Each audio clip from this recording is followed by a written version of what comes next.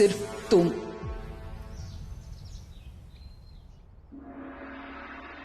आओ बाजीराव।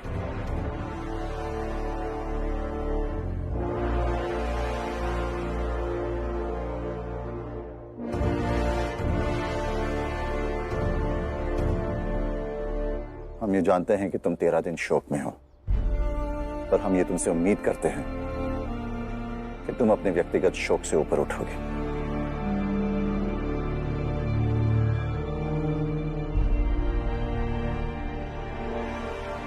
बाजीराव, हमेशा याद रखना कि तुम कोई साधारण व्यक्ति नहीं हो। तुम बालाजी विश्वनाथराव बल्लाल की बेटे हो, जिनकी भूमिका मराठा साम्राज्य के इतिहास में सुनहरी अक्षरों से लिखी जाएगी। बालाजी ने जो हमारे लिए किया है, हमारे परिवार के लिए किया है, मराठा साम्राज्य के लिए किया है, हम हमेशा उनके ऋणी रहेंगे।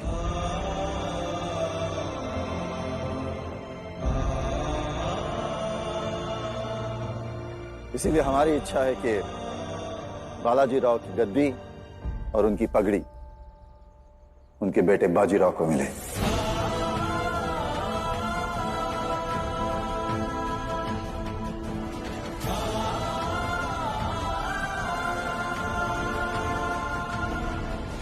क्षमा करें महाराज, आपको हमारे फैसले से आपत्ति है? शाहू महाराज का न्याय और भावना सब अपनी जगह सही है, लेकिन भावनाओं में बहकर कोई ऐसा कदम नहीं उठाया जा सकता जो इस राज्य के सुख, सुविधा और समृद्धि के बीच आए। आप कहना क्या चाहते हैं? यही महाराज की पेशवा की रणनीति, राजनीति और कूटनीति, ये तीनों बहुत ही बड़ी जिम्मेदारियां हैं, और आप जिन कंधों पर ये जिम्मेदारियां डालना चाहते हैं, वे कंधे अभी भी बहुत नाजुक हैं महाराज। क्षमा कीजिए महाराज, किंतु इस समय भी इस दरबार में दो ऐसे दावेदार उपस्थित हैं जिन्हें न केवल सत्ता का अनुभव है, बल्कि राजनीति, कूटनीति और रणनीति की मानसिक शक्ति भी। क्यों प्रतिनिधि जी? जी महाराज, बिल्कुल। एक है वो चिमनाजी दामोदर और दूसरे है ये नारोराम। बालाजी की जान यूं ही नहीं गई है। उन्होंने अपनी जान इस राज्य पे निछावर की है। हम बालाजी राव का कर्ज उतारना चाहते हैं, लेकिन आप लोगों ने जो बात कही है उस बारे में सोचना भी जरूरी है। किसी भी नतीजे पर पहुंचने से पहले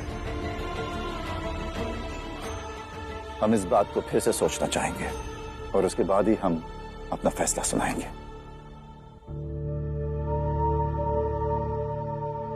मालकिन, महाराज के फैसले पर लोगों ने सवाल उठा दिया। ऐसे तो पहले कभी नहीं हुआ था, और अब दरबार से समय भी मांगा है महाराज ने। ऐसे कैसे?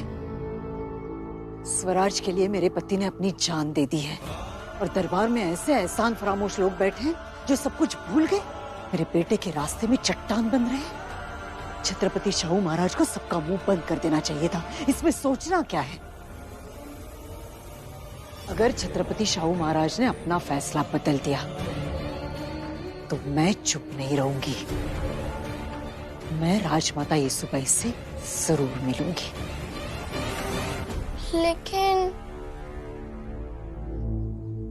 ये भी सही है, अगर राव को ऐसे पेशवा की गद्दी दे दी गई, राव की काबिलियत भूलकर, फिर लोग तो ये करेंगे कि शाहू महाराज भावना में बहकर और दरबार के विरोध के बावजूद भी राव को पेशवा बना दिया। मेरे पति ने अपनी खराब तबीयत के बावजूद अपनी जान पर खेलकर राजमाता येसुबाई को आजाद कराया था। वो मुझे कैसे मना कर देंगी? ये तो मैं होने नहीं दूंगी।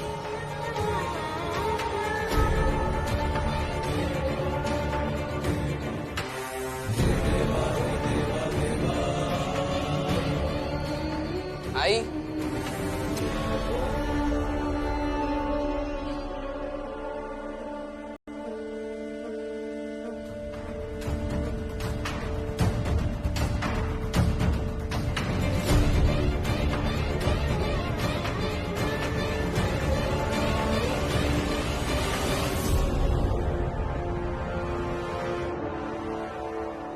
मैं जानता हूँ कि आप कहाँ जा रही हैं। राजमाता यसुबाई के पास। और इसमें गलत क्या है बाजी? वही मांगने जा रही हूँ जो मेरे बेटे का हक है और जिसके वो काबिल भी है। आई, अगर ये मेरा हक है और मैं इसके काबिल हूँ तो फिर उसे मांगना क्यों? हक तो पूरे सम्मान के साथ हासिल किया जाता है ना आई? और राव को वो मान और सम्मान नहीं मिलेगा जिसके वो हकदार है। आई, मुझे ये पेशवाई भीख में नहीं चाहिए। बाबा ने अपने स्वाभिमान के लिए अपनी जान तक लड़ा दी ताकि वो लोगों का भरोसा जीत सके। और मैं वो स्वाभिमान भीख में नहीं मांगूंगा। जो गद्दे भीख में मिले उस पर राव गर्व से कैसे बैठ पाएंगे? अगर मैं पेशवा की पगड़ी पहनूंगा तो सिर्फ और सिर्फ सर ऊंचा रख के। इसलिए आई, जो भी हो रहा है उसे मेरे भाग्य पर छोड़ दीजिए।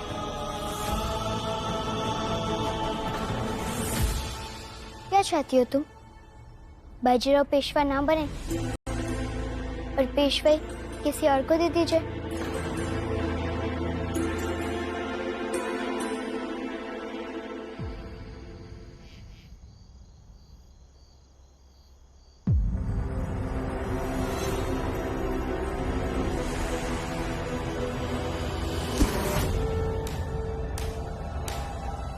मेरा शुभचिंतक यहाँ राजमहल में?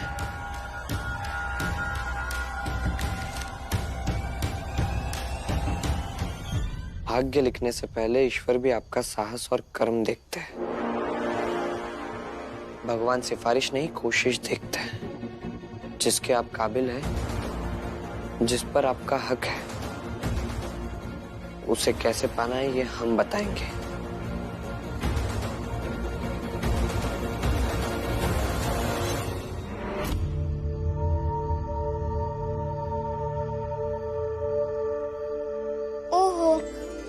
राजमहल में तो कितना आसान था, राव को आसानी से देख भी पाते थे, लेकिन यहाँ तो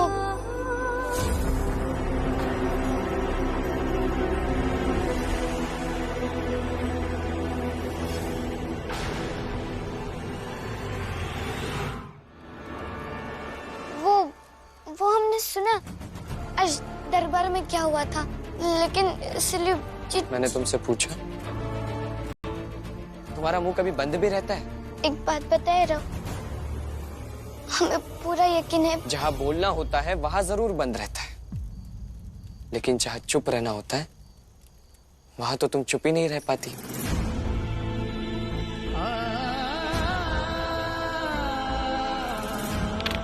अगर तुम्हें थोड़ी भी परवाह होती काशी, तो तुम चुप नहीं रहती।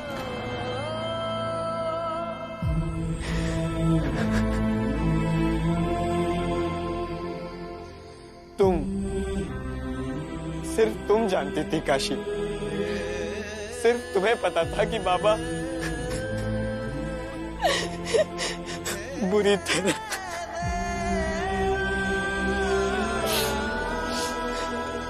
बाबा की तबीयत लगातार तुम्हारे सामने खराब हो रही थी, लेकिन तुमने क्या किया? कुछ नहीं। तुमने मुझे बताया तक नहीं काशी। नहीं जाओ। क्या नहीं? यही सच है काशी, यही सच है। पर राव, हमें बाबा ने कसम दी थी, इसलिए हमने किसी को। क्या वो कसम बाबा के जीवन से बड़ी थी? अपनी नजर में बड़ा होने के लिए तुमने मेरे बाबा की जान दांव पे लगा दी। नहीं राव, ऐसा कुछ नहीं है। सच कहूं तो अब जब भी तुम्हें देखता हूं तो मुझे वो इंसान दिखाई देता है जिसने मेरे बाबा की जान ली। नफरत है मुझे, नफरत है तुम्हारी शक्ल से भी। राव, हमारी बात तो समझिए। समझ लिया है काशी मैंने, तुम्हें खुद के आगे कुछ नहीं दिखाई देता। मेरी कसम, मेरी सोच, मेरी चिंता बस।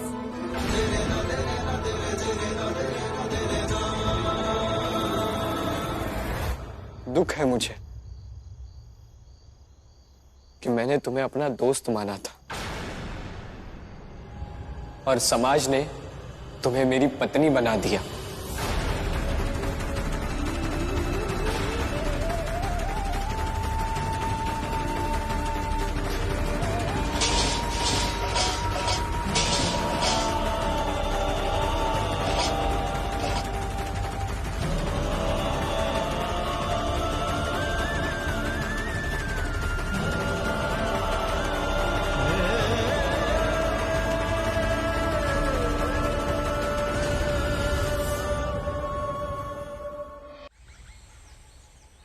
आप सब ने जो भी कहा हमने उस बारे में सोचा।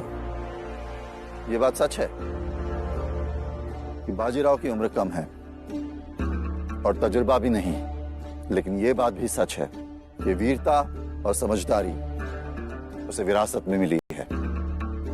शेरों के घर मेमने नहीं पैदा हुआ करते और जो भी कमी है वो हम पूरी करेंगे। हम उसे सिखाएंगे, उसे समझाएंगे। इसीलिए हमने ये फैसला किया है। क्षमा कीजिए महाराज।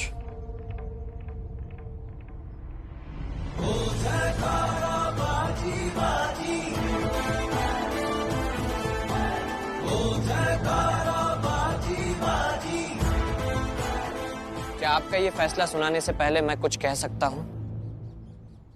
धन्यवाद। मेरे पिता का नाम, उनका कद, उनकी शौर्य गाथा कितनी बड़ी है, ये सब तो मुझे आप लोगों को बताने की जरूरत नहीं है। और अब महाराज ने मुझे अपने पिता के गद्दी के काबिल समझा, इसलिए मैं नतमस्तक हूं। लेकिन आप सब भी सही है, ये पेशवाई की पगड़ी है, कोई राजमुकुट नहीं, जो पिता से पुत्र को विरासत में मिल जाए। इसके लिए हमें खुद को साबित करना होगा, मुझे भी और उन लोगों को भी जो खुद को इस गद्दी के दावेदार समझते हैं। और सच ही तो है महाराज, अगर ये पद इतना महत्वपूर्ण है तो उसका फैसला भी चुनौतीपूर्ण होना चाहिए।